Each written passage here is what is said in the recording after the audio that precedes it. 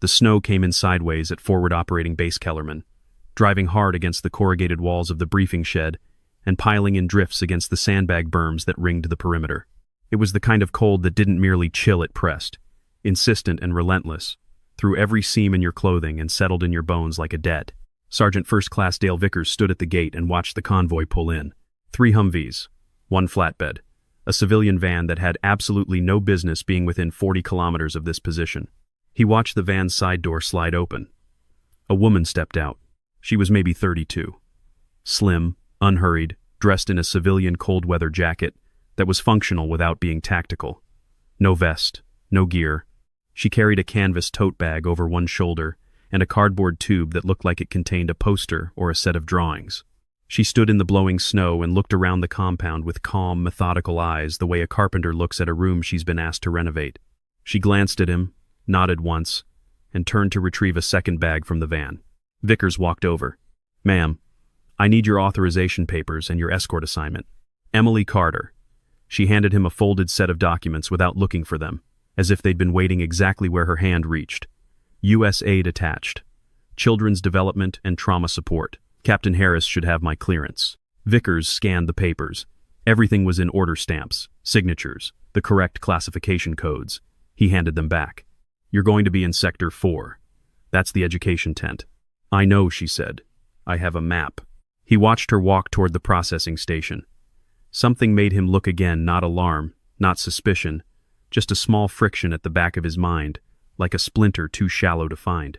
She carried both bags without any adjustment, redistributing no weight. Heavy bags by the look of them. Her stride didn't change. He filed the thought away and returned to the gate. Inside the briefing shed, Captain Marcus Harris was running the morning sitrep when his adjutant, Lieutenant Craig Norris, leaned in and murmured, "Your civilian asset arrived, sir. Emily Carter. U.S. aid education support. Put her in Sector 4 and keep her there." "Yes, sir. She's already there." Harris glanced up. "What do you mean already?" "She apparently found it herself, unescorted. She's arranging the teaching materials." Harris looked at Norris for a moment. "How did she know where Sector 4 was?" "She said she had a map." Harris returned to the sitrep. He had 6 potential flashpoints along his perimeter, a degraded satellite uplink, and a battalion commander who was going to call in 4 hours expecting actionable intelligence. He did not have time to worry about a nursery teacher. But the splinter was there for him too. Shallow. Unlocatable. She spent that first day with the children, 12 of them, ranging from 5 to 9, the sons and daughters of locally employed support staff, and the few families who had been caught too close to the shifting front line to relocate safely. She moved between them with quiet efficiency, distributing colored pencils, setting up a low folding table, teaching them a song about animals that made even the sullen 8-year-old named Joshua laugh before he caught himself and went back to scowling. Private First Class Tyler Macon watched from the doorway for a while, killing time before his shift. "You know you're on a military base," he said. "Yes," she said, without looking up from helping a small girl named Lily fold a piece of paper into something approaching a crane. "That's not really the safest place for a teacher." "Probably not." She looked up then, briefly, and he had the odd sensation of being assessed, not hostilely, not warmly, but precisely, the way a mechanic looks at an engine to identify which cylinder is misfiring. "But the children are here. So this is where the teacher needs to be." Macon lingered another moment, then left. In the doorway, he nearly walked into Corporal Dana Reeves, who had also been watching. "She's weird," Macon said. "Yeah," Reeves agreed. They didn't say it as a criticism. It came out more like a notation. That evening, Harris saw her standing alone at the northeast corner of the compound, near the antenna array. She wasn't touching anything. She was looking out past the perimeter wire toward the distant tree line, 3 kilometers away, in the blue-gray last light of the afternoon. Her hands were in her pockets. Her head moved slowly, not scanning, exactly. Something more methodical than scanning. She was calculating something. He could see it in the stillness of her. He walked over. "Miss Carter, this is a restricted area after 1700. My apologies." She turned. "I was watching the wind patterns. The snow behavior changes in gusts every 17 seconds or so, approximately. The trees to the northeast are giving very clean readings." Harris looked at her. "Why would a nursery teacher be watching wind patterns?" "I grew up in Wyoming," she said. "Big open country. You learn to read the weather." She excused herself politely and walked back towards Sector 4. Harris stood where she'd been standing and looked at the tree line. He didn't know why wind readings from 3 kilometers would matter to someone in an education tent. He went back to the briefing shed. He pulled up her file. U.S. aid clearance. Clean background. 6 years of field work in post-conflict education zones. Kosovo, Liberia, 2 rotations in Afghanistan. Legitimate. Documented. Signed off at the highest level. He read it twice. Then he set it down and told himself he had 6 flashpoints to worry about. At 0340 the following morning, the radar operator on the night watch, a wiry specialist named Ben Ochoa, picked up something on the secondary sensor array. Movement. Organized, deliberate movement. Roughly 2 kilometers northeast. He ran the pattern 3 times to make sure it wasn't atmospheric noise. Then he picked up the radio. Within 6 minutes, Captain Harris was in the operations center with his shirt buttoned incorrectly and his mind already running 3 steps ahead. What are we looking at? Multiple heat signatures, sir. Moving in a coordinated spread pattern. This isn't wildlife. Ochoa pulled up the overlay. I count between 12 and 18 targets. They're moving along the tree line and using the terrain fold here he pointed as natural concealment from our northwest sensor cluster. They know our coverage gaps, said Sergeant Major Kenneth Walsh, who had appeared at Harris's elbow. Yes, sir, they do. Walsh and Harris exchanged a look. That knowledge which gaps to exploit, which approach angles avoided the sensor array, was not publicly available. Someone had either spent considerable time in observation, or someone had told them. The compound went to elevated readiness in under 4 minutes. It was a well-drilled sequence. Weapons ready, positions taken, sniper teams up to the elevated platforms on the north and east walls. Staff Sergeant Raymond Bauer, the lead sniper, ran his pre-engagement checklist with his spotter, Private First Class Kenji Hartley. The loopholed Mark V scope was calibrated. The ATRAG-X ballistic computer was powered and synced. The targeting system was pulling in wind data from the compound's anemometer array. Bauer settled into his position on the north wall platform and began his slow breathing exercise. Then the lights went out. Not physically, the compound's generators hummed on, but every screen in the operations center went dark simultaneously. The GPS readout blanked. The sensor overlay vanished. The targeting computer on Bauer's rifle system gave a single chirp and died. Hartley's ballistic calculator was offline. Ochoa stared at his blank monitors with the expression of a man watching his house slide off a cliff. Electronic countermeasure, Walsh said flatly. They're running a jammer. A good one, Harris said, because the coverage was total and the transition from full function to 0 had taken less than half a second. This was professional-grade equipment. What do we still have? Eyes, ears, iron sights. Walsh's voice was level, the flatness of long experience converting panic into information. Our radios are on a different frequency band. We should still have internal comms, but the targeting systems are gone. From the north wall. Sir, I have visuals on movement, but I can't confirm range. The laser rangefinder is down. Harris pressed the intercom. Bauer, can you engage? A pause. Without confirmed range and wind data, sir. At this distance, I'm working blind. I'd need a computer, or I'd be guessing. Guessing at 2 kilometers, in the dark, with moving targets behind a terrain fold. The math was not favorable. Harris looked at the blank screens. Somewhere in the dark northeast, organized enemy forces were moving toward his position. His eyes were blind, his computers were dead. He had 43 personnel on this base, 12 of whom were children. Sir. Corporal Reeves appeared at the operations center door. She looked uncomfortable with what she was about to say. The civilian. Miss Carter. She's awake and she's asking to come in.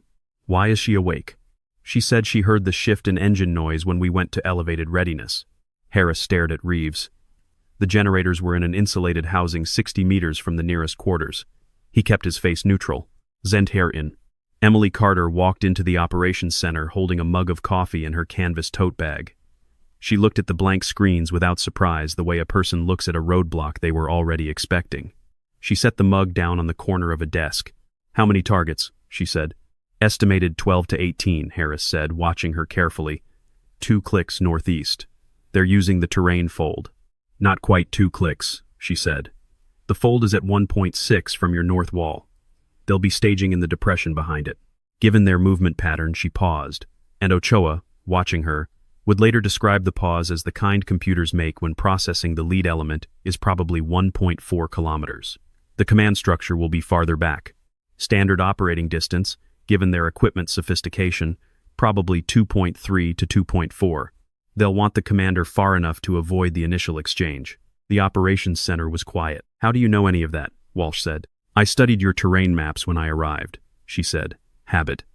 She set the canvas bag on a desk and opened it. She took out a notebook, a plain, brown cover spiral notebook, and a pencil. Miss Carter, Harris said, keeping his voice careful. I need to know who you are right now. Right now, I'm the person who can give your snipers usable firing solutions. She looked at him directly. Her eyes were very steady, the kind of steady that isn't performed but simply is the bedrock kind. Do you want to have a conversation about my biography, or do you want to know that your north wall sniper is currently set up at the wrong angle? A beat of silence. What angle? He's 15 degrees too far east.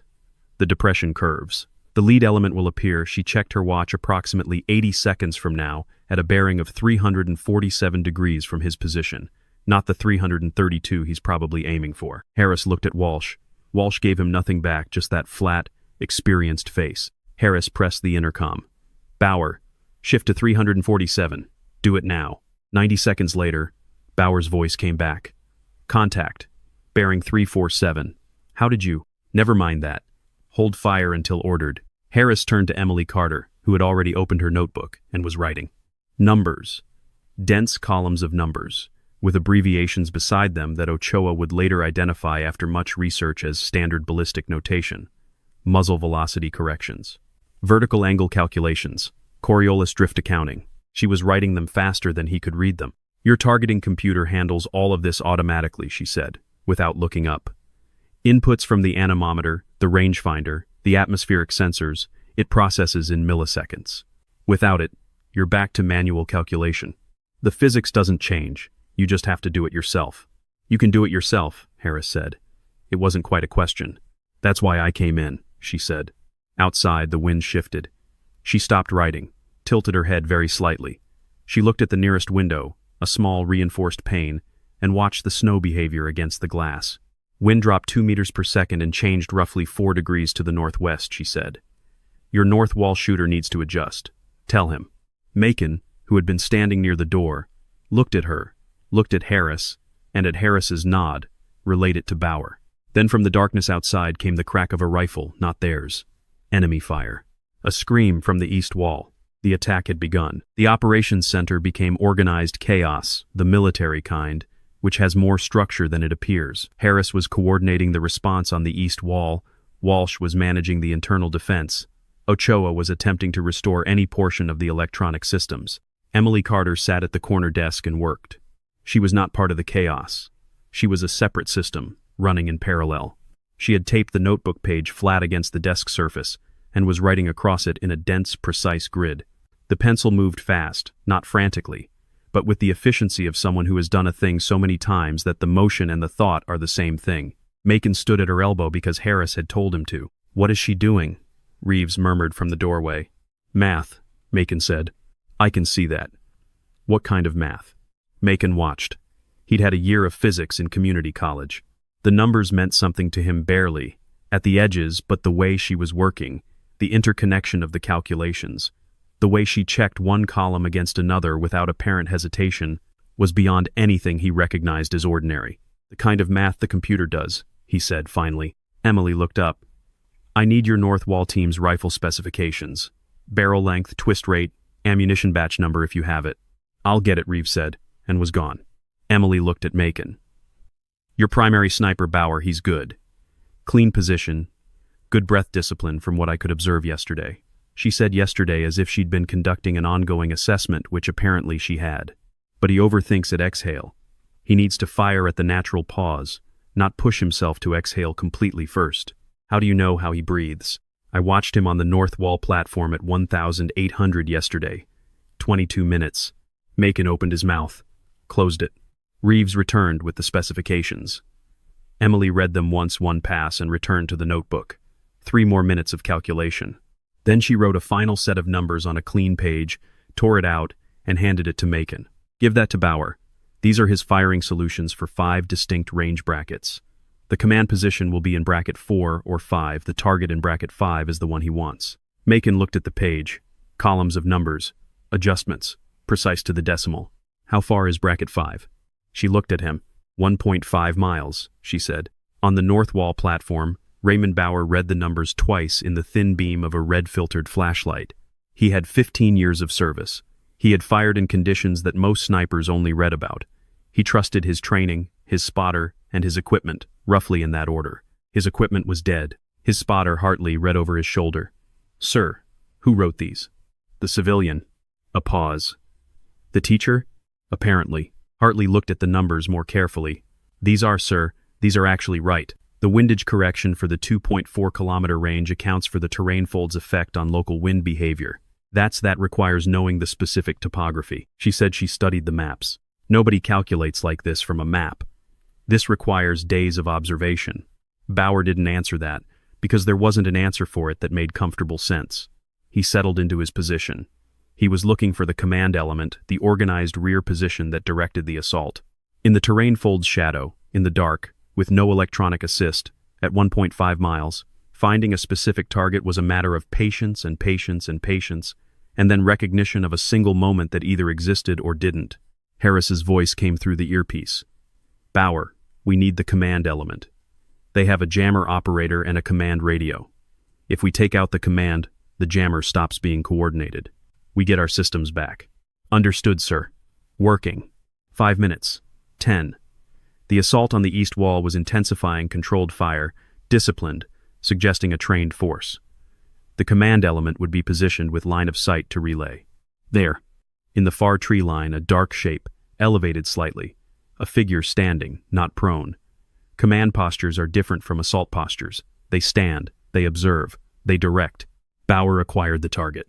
He checked the range mentally against the bracket numbers on Emily's page. Bracket 5, 2.4 kilometers at the center of the depression with the angle. The computed firing solution was... He heard her voice in his earpiece. She was in the operations center, but Harris had patched her through. "Breathing wrong," she said. "Quiet. Not a criticism. A correction. You're pushing the exhale. Don't. Find the pause. It's already there." He almost said something. He stopped himself. He found the pause. The natural cessation between exhale and the next inhale. The body's own still point. Half a second, where nothing moves. He fired at the still point.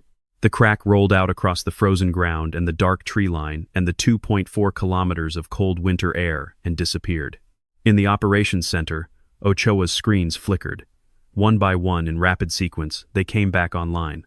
GPS, sensor overlay, targeting systems, anemometer feed. The jammer had stopped. On the enemy radio frequency, which Ochoa was now monitoring, voices erupted in disordered noise, not coordinated assault communication. Panic. Harris looked at the screens. He looked at Emily Carter. She had turned the page and was already writing the next set of calculations. "There are 4 more," she said. "They'll attempt a secondary assault in approximately 8 minutes when they reorganize. These are the positions they'll most likely use." The secondary assault did not materialize in 8 minutes. It materialized in 11, slightly delayed, from 2 of the 4 positions Emily had identified. By then, Bauer had her firing solutions. Hartley had them memorized. 2 targets were eliminated in 4 minutes. The remaining force fell back. By 0530, FOB Kellerman was secure. The adrenaline left the compound slowly, the way water drains from a sink, first fast, then in the last reluctant trickle. People sat where they happened to be standing when it became clear the fight was over. Macon sat on a sandbag near the operations center door. Reeves sat on an equipment case. Ochoa sat at his console staring at the restored screens as if needing visual confirmation they were real. Emily Carter was standing at the window with her coffee, which had gone cold an hour ago. Harris walked to her.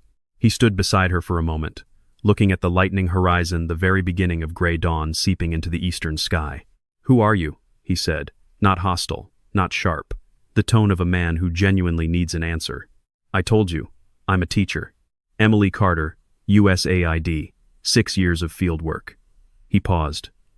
"That file is real. I've confirmed it at 2 levels. It is real, but it's not complete." She looked at the horizon.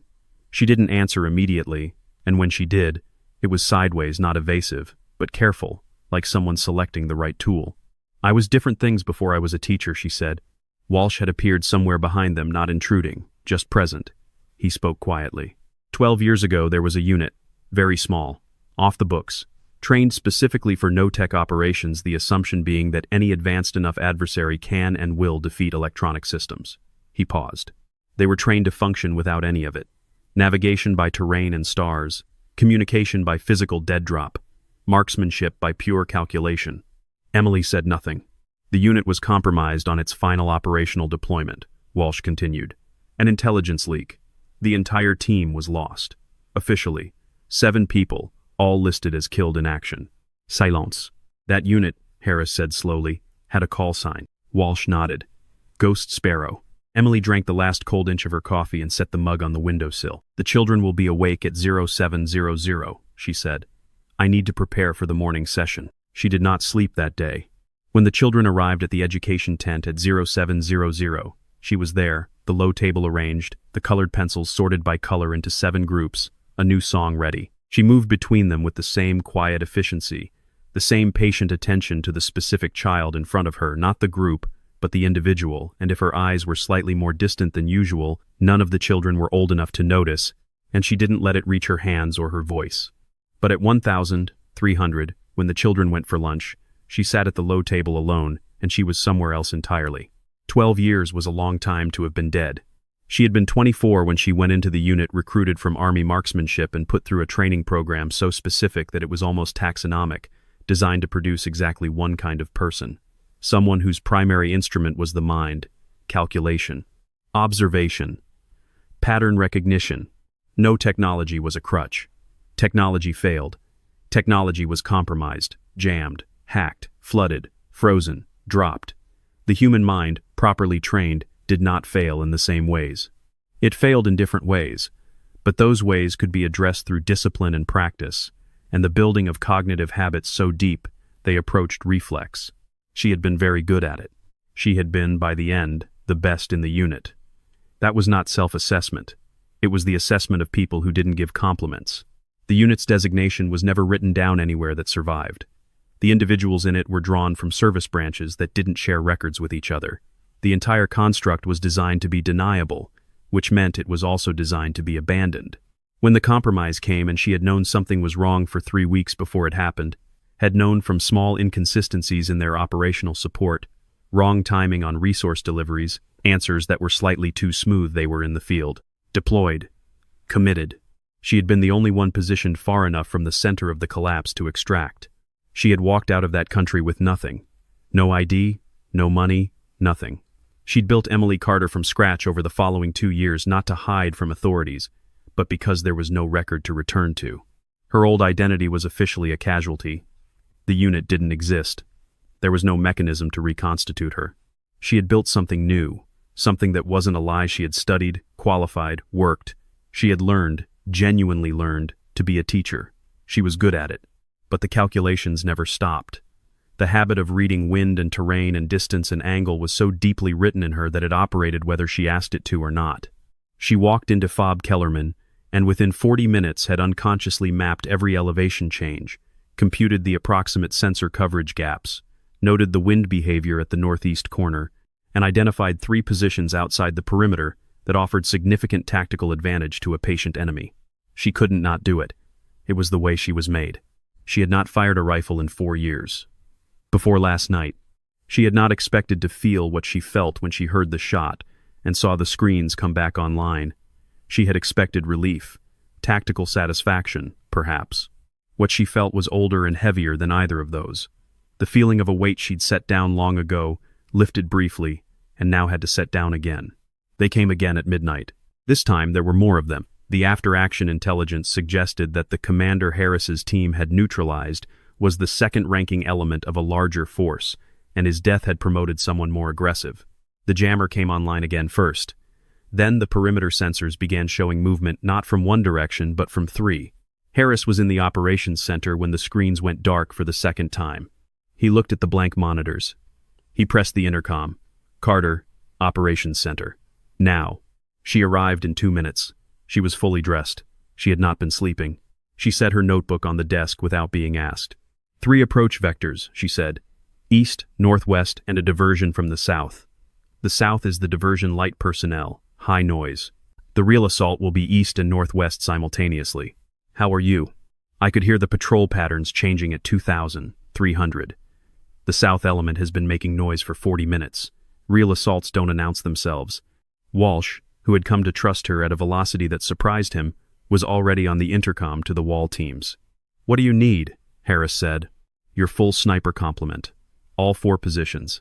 I need their range bracket information, current weather conditions, and someone who can relay my calculations to each position simultaneously." Reeves stepped forward. "I can coordinate the relay. How fast can you relay to 4 positions? If they're listening." "Fast." Emily looked at her. Something passed between them, an assessment on Emily's side, a steadiness on Reeves's. "Good," Emily said. "Let's start." What followed was 40 minutes that Macon would describe, years later, to people who wouldn't entirely believe him, as watching someone conduct an orchestra in the dark. She sat at the desk and she calculated. Not one target, not one range bracket, but a shifting, evolving tactical picture. 4 sniper positions, multiple targets at different ranges and angles and elevations, wind conditions that varied by compass direction, a temperature that had dropped 4 degrees since the initial assault began and was affecting bullet drop accordingly. She kept it all in her head and on the page simultaneously. When Reeves relayed her corrections, they came in the terse, stripped-down language of someone who understood that every unnecessary word was time wasted. Position 3. Shift left 7 degrees. New range 1.1. Drop correction +4. Position 1. Wind change. Add 3 right. Hold depth. Position 2. Target mobile, moving northeast. Lead by 11. Bauer, on the north wall, had stopped being skeptical approximately 6 minutes into the first engagement. Now he simply listened and executed. The calculations she gave him were right. He could feel their rightness the way a solution that truly accounts for all the variables feels when it's applied. The shot goes where it should go, and the physics of it makes sense in a way that improvised shooting never quite does. At the 30-minute mark, with the east assault suppressed and the northwest element beginning to fragment, Emily paused. She held completely still. Macon, who had been watching her for most of the engagement, felt the quality of the stillness and took a half step back without knowing why. She was looking at the window. The snow behavior. The way a particular eddy of wind was moving the flakes in the upper left pane. "Position 4, she said very quietly. "Don't fire." Reeves relayed it. Position 4 acknowledged, confused. "There's a sniper in the tree line," Emily said. 60 meters left of their last reported position. He's been watching Position 4 for the last 4 minutes. If Position 4 fires, they'll take a return shot from someone who's already acquired them. Harris leaned over. "How do you know?" "The snow disturbance pattern at the 340-degree bearing is slightly inconsistent with the wind. Something is breaking the air in that direction, something that isn't a tree." She picked up her pencil. "Position 2. I'm sending you a new target. Bearing 340, range approximately 1.8. This is a priority target." She wrote the firing solution. Reeves relayed it. 11 seconds later, the shot. 40 seconds after that, no more inconsistency in the snow pattern at 340 degrees. "Position 4 is clear," Emily said. At 0115, the monitoring system restored now. Running, pulling in everything it could reach, picked up something on the enemy tactical frequency. Ochoa's head came up slowly from the console. "Sir," he said. His voice had a particular quality, flat in the way that voices get when the mind is processing something it doesn't yet have a framework for. "You need to hear this." Harris crossed to the console. Ochoa played the intercept. It was in a language Harris didn't speak, but the analyst who had been brought online via satellite did. There was a pause while the analyst translated. Then, they're saying it's her. They're saying. The analyst's voice changed texture slightly. "They're saying Ghost Sparrow is alive." The operations center was quiet. "They know who she is," Hartley said from the doorway. He had come down from the north wall when the northwest assault broke. "How do they know who she is?" No one answered, because the implication of the answer was uncomfortable. Harris turned to Emily. She was looking at the window again. Her face was neutral. But something had shifted behind her eyes, not fear, but something older than fear. Recognition. "The people who compromised my unit 12 years ago," she said, "are apparently still operational. And they know you're here. They knew I was here before tonight, I think." She picked up her pencil, turned it in her fingers once. "That's probably why they came." The room absorbed this. "They came for you," Walsh said. "I was a reason, yes. Not the only reason this base has strategic value. But I was a factor they were perhaps expecting to resolve." Harris looked at her steadily. "And instead you resolved them." She set the pencil down. "They'll try once more," she said. "Within the next 2 hours. A small element, very precise, targeting this building. They'll know that the operations center is where I've been working. They'll have calculated my position the same way I calculate theirs. A pause. I need to not be in this building. Harris didn't ask for an elaboration, he understood it. Where do you need to be? She pointed to the terrain map on the far wall. To a position on the south wall, the diversion wall, the one they'd ignored all night. There, with a rifle. She looked at him. And I need to work alone. Walsh found her the rifle. A different model than Bauer's older, fully mechanical, no electronic components to jam. She checked it with the practiced economy of someone checking a tool they know very well. Barrel clear, chamber clean, action smooth. She accepted 2 magazines and put one in her jacket pocket and loaded the other. She walked to the south wall and climbed to the position a sandbagged elevated platform and lay prone. She did not need binoculars. She watched the darkness with her eyes and the wind with her peripheral attention and the snow with everything else. Behind her, at a careful distance, Macon sat on the platform steps. Harris had told him to stay back. He stayed back. But he watched. They came at 0210, not many 3, positioned to triangulate on the operations center from outside the wire. Professionals, patient. They had waited out the main engagement, let the larger force absorb the attention and the response, and slipped into their positions during the noise. They didn't know about her. They should have. She acquired the first one by the quality of darkness, the way a human presence modifies the available light differently from a tree or a snow berm, range approximately 600 meters. Not a difficult shot in standard conditions. In these conditions, with this weapon, without any instrument except her understanding of the physical world, it required 3 specific adjustments she computed in the silence of her own mind. She fired. She was already moving to the second before the sound of the first shot had finished crossing the compound. The second was harder, not the shot, but the finding. They had heard the first shot and one of them was moving. She tracked the movement by the disturbance in the snow's surface, the subtle compression wave that a running person creates in deep snow. Visible if you know how to look. She found the pause at which he would stop. She fired at the pause. The third had stopped, entirely gone flat, eliminated his profile, disappeared into the ground. This was good training. She respected it. She held still and waited. It took 6 minutes. He moved. They always moved, eventually. The cold was absolute and the ground was frozen. And a person lying in snow at this temperature begins to lose fine motor control within minutes. He shifted position. She fired. Then she lay still for 90 seconds, watching, confirming. Then she got up, handed the rifle to Macon, who had come up the steps during the third shot, and walked back toward the education tent. Behind her, on the tactical frequency, Ochoa heard the last transmission from the enemy element. 3 words, which the analyst translated in a flat voice. It was her. Dawn came in properly at 0620, cold and white and indifferent. The compound was quiet. Not the emptied quiet of exhaustion, though that was present too, but the peculiar stillness that follows resolved violence, when the body understands that immediate danger has passed and begins the slow return to ordinary human concerns. Harris found her in the education tent. She was arranging the colored pencils again, sorting them by color into 7 groups. He stood in the entrance for a moment. The children will be here at 0700, she said. I know. She continued sorting. He came inside and stood at the low table. I've spoken to my command, he said. They want a full debrief. And there are people above my command who apparently want considerably more than a debrief. I imagine so. Emily. He waited until she looked at him. They're talking about reinstating your file. Your actual file. Recognition. Official status. The full picture. She held a green pencil for a moment, looking at it. They're talking about bringing you back, he said. I heard you. You'd be an asset, unlike Captain Harris. Her voice was quiet. Not sharp. Not cold. Something simpler than both. I have 12 children coming through that door in 40 minutes. Joshua is 9 and he can't sleep without waking screaming because he watched something happen to his family that I won't describe to you. Lily is 6 and she's just learned that people can be sources of comfort rather than only sources of danger. There's a boy named Daniel who hasn't spoken in 3 weeks. But yesterday he said the word for blue in his language when he picked up a crayon.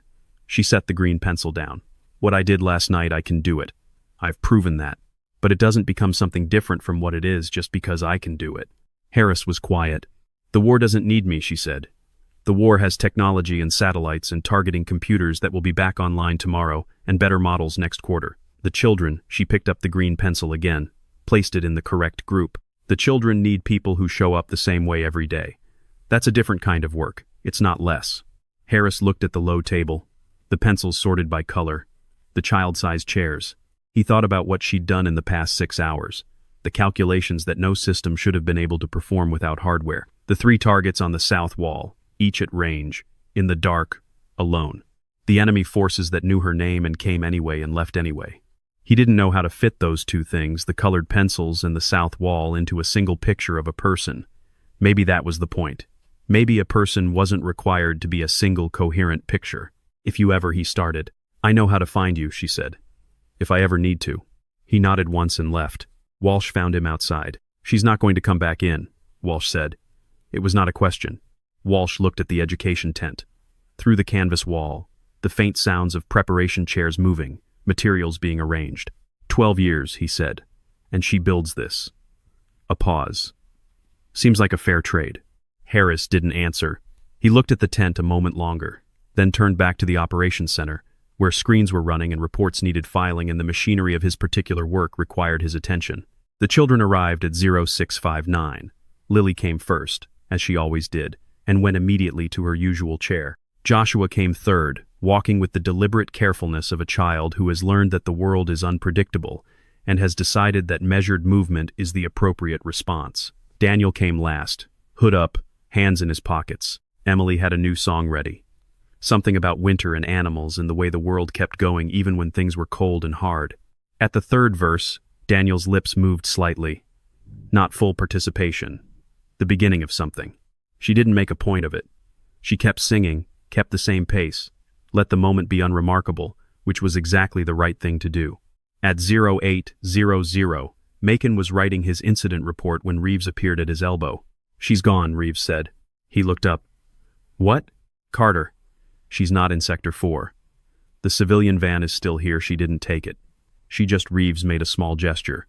Gone. They walked to Sector 4 together. The education tent was arranged for the children, who were at breakfast materials ready, chairs in their correct places, a song written on a piece of paper clipped to the tent pole where a child tall enough could read it.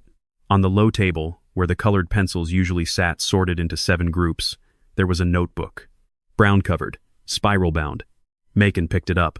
He opened it. Page after page of calculations.